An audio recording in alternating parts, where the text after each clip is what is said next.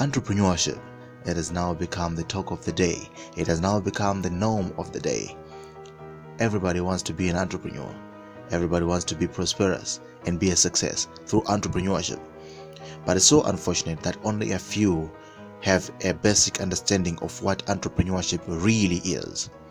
That is why each and every year we have more than 10,000 companies that are formulated each and every year. But only 4% of those companies manage to make it and stand through the test of time within 5 years.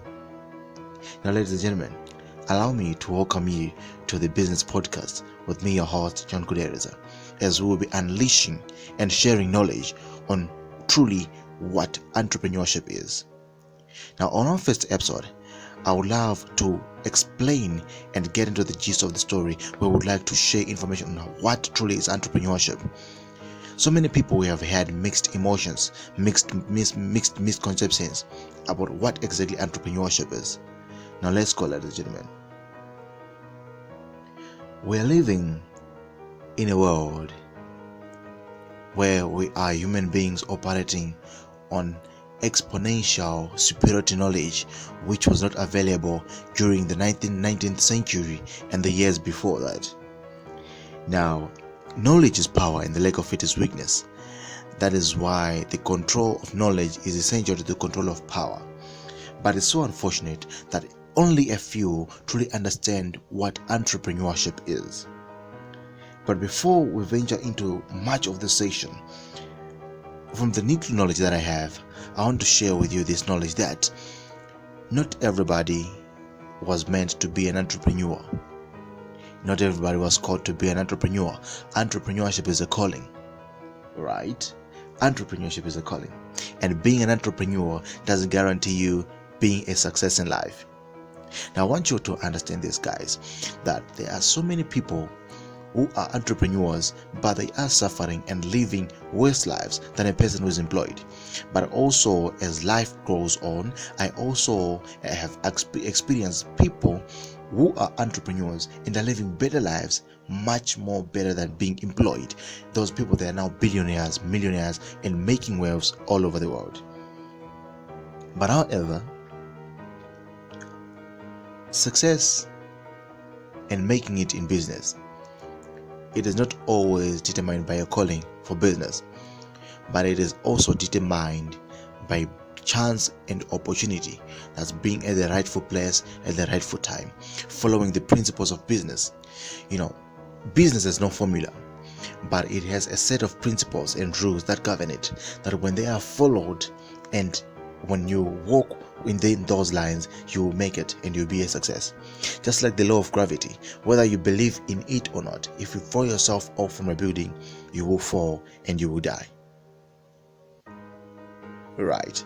So guys, it seems we have a lot of misconceptions on these 4 categories that operate under the business world. Number 1, it is a professional. Number 2, it is being self-employed. Number 3, it is being a business owner. And number 4, it is being an entrepreneur. So many people, they believe that having a business, you are automatically an entrepreneur. No, that's not how it works. I want to give you a good example. Growing up, we were told and we were made to function in a way that we should go to school, get good grades. After you've got good grades in school, you have to upgrade yourself, graduate, and work for somebody. Now, that person who goes into school, goes to the university, graduates, and get a good job, that person is called a professional. He has professionally acquired a degree or a certificate or a paper that makes that person a professional. Now, a professional person who then decides to form a company and manage to make their specialty stand on its own using their own means, that means that person, when he forms the company, he is the only employee of that company. That means he's the CEO, he's also the janitor, he's also the secretary, he's also the accountant and everything. That person is not yet an entrepreneur. You have moved from being a professional into being self-employed. Right. Self-employed, you're doing everything, working for yourself. That's the That's what we call self-employed. But then with time, there comes a time when the company grows, and now when the company grows or when the business grows, you start to hire more people, hire more employees, and you start to work on yourself and do a lot of things. Now your sales are growing, everything within your business, it is growing. That's when you hire more people to manage people, and then you hire the people that you manage the people that you have hired. I don't know if you get me right. You have, your company has grown, and you are now hiring people that manage the people that you manage, right? And when the company has grown to a certain extent, that's when we can call you small to medium enterprises. And when you're in that range of being called a small to medium enterprise, you are not yet an entrepreneur, but you are yet still be called a business owner. Right.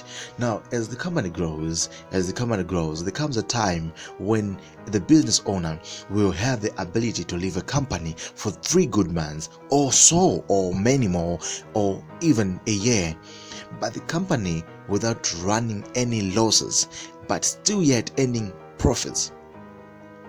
Right. That period of time when the owner of the company, or the founder of the company, or the chairperson of the board of the company manages to live a separate legal life from the company, that's having the ability to make the company stand as a legal entity, that's it can be sued on its own, it can generate profits on its own, it can even grow or outgrow other competitors on its own.